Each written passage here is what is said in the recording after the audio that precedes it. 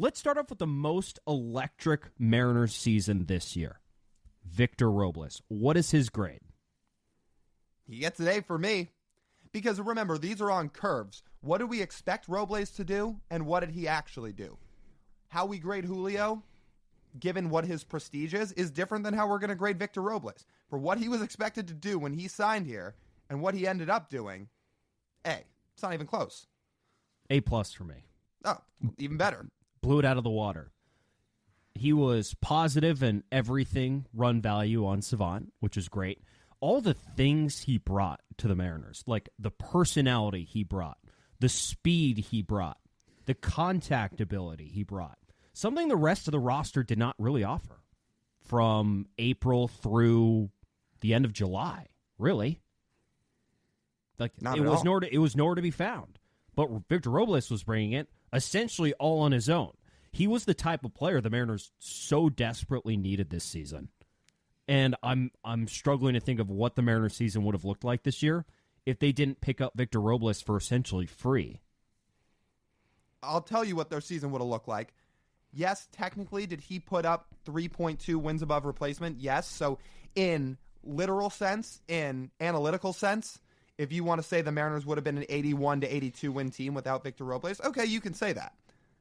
What do I actually think they would have been without him? Under 500 for sure. No chance they finish over 500 if not for Victor Robles. Just think of who else gets playing time if Victor Robles isn't occupying a corner spot.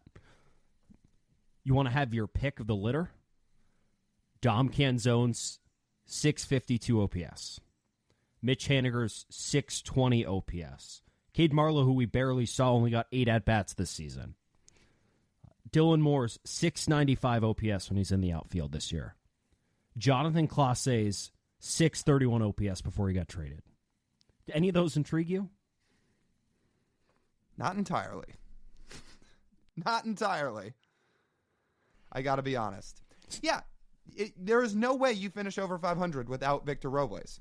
And to your point, it's so all-encompassing. It's everything from the off-the-field stuff to what he did in the clubhouse and to how much he meant to the fans in such a short time and how quickly he won the city over, to everything on the field. And what you said can't be overstated, the fact that they finally had a guy hitting toward the top of the order, especially during some of that time when J.P. Crawford was out, that just wasn't striking out. 18% strikeout rate. Justin Turner helped with that too because he wasn't a big strikeout guy either. But to have a couple guys in that lineup, especially somebody at the top like Robles, who you knew, okay, he is going to compete and give us a chance. He is not going to whiff, and punch out on 3 pitches and the at-bat's over. That's not what he did. And that was incredibly valuable. There were some very tangible differences he had made from his past career norms. I'm very curious if it holds over to 2025. He could see a little bit of regression. I don't think, Lyle, he's going to hit over 300 again. That feels like a very high expectation for him next year. A 381 on base, a 433 slug this year. Just the 4 home runs. His approach will lead him to more production. I don't quite know if he's going to have a 141 WRC plus for a second consecutive season.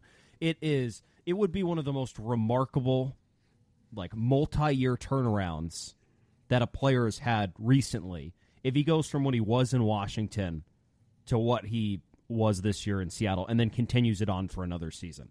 That feels like a lot, but it doesn't mean that Victor Robles going into next season can't be an incredibly productive player, whether that be a full-time player, whether it be a platoon player, however much that is. And the Mariners agreed with us when they gave him his new contract at the end of July, a 2-year extension. So there's really a lot to like in sort of a win-win deal with what Victor Robles brought and what he will bring to the Mariners in the future.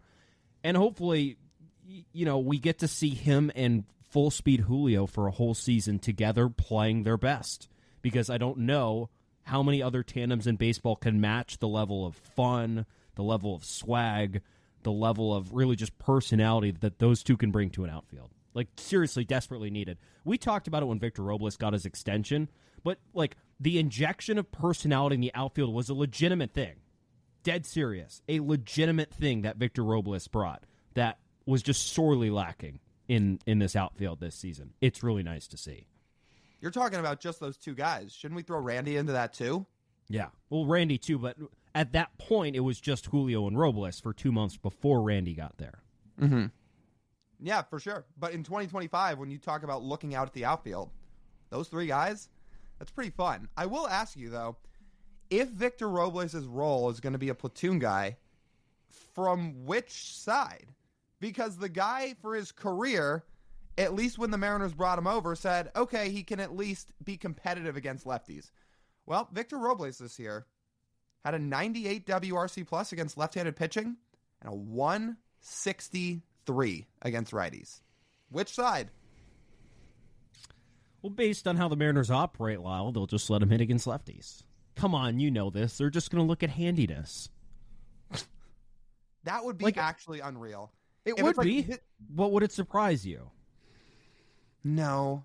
Yeah. But again, well, actually, you know what? Yes.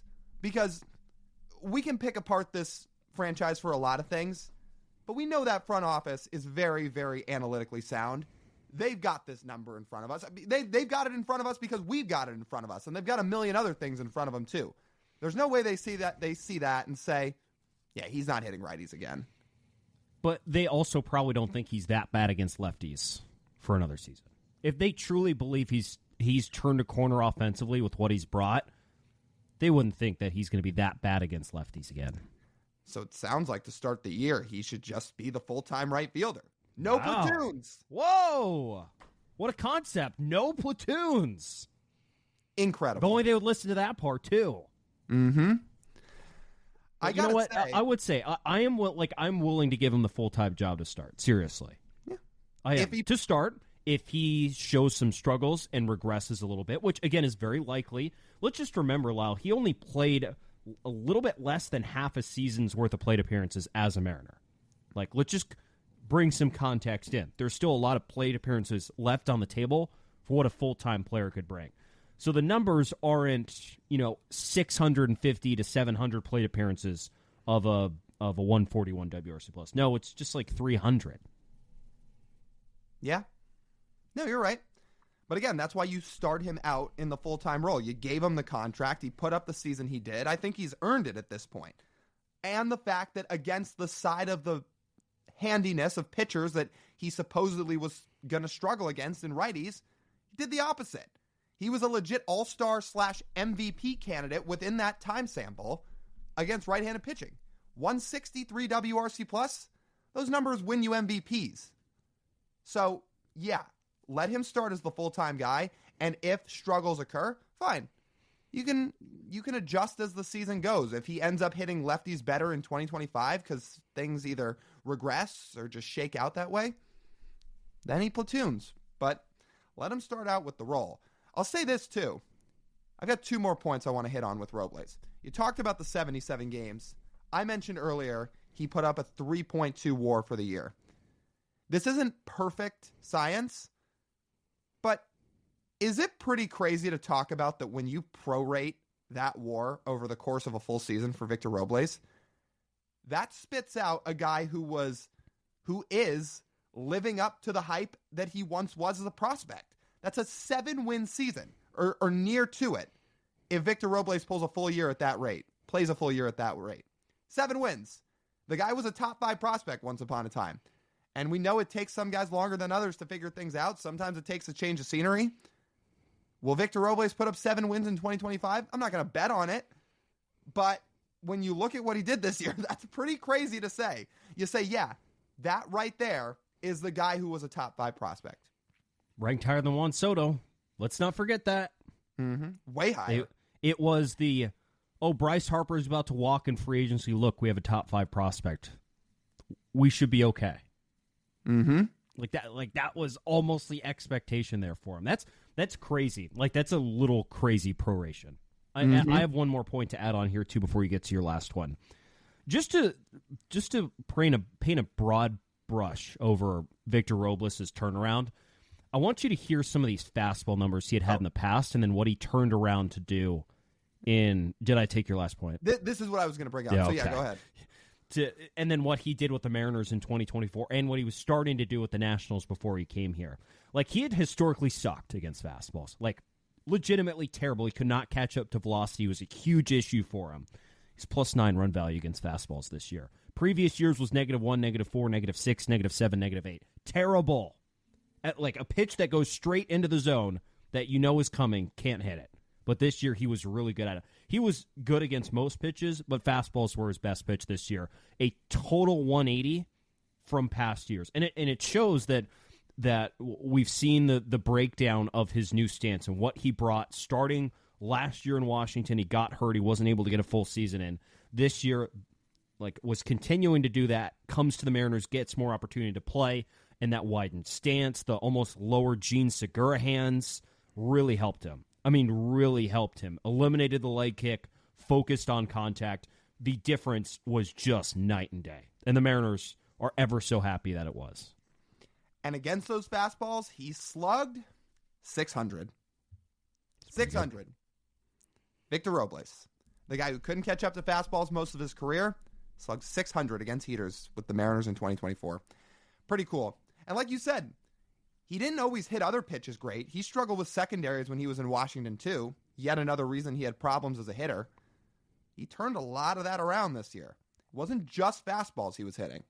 He stayed right on some of those secondaries. I'm really excited to see what he does in 2025. Yeah, me too.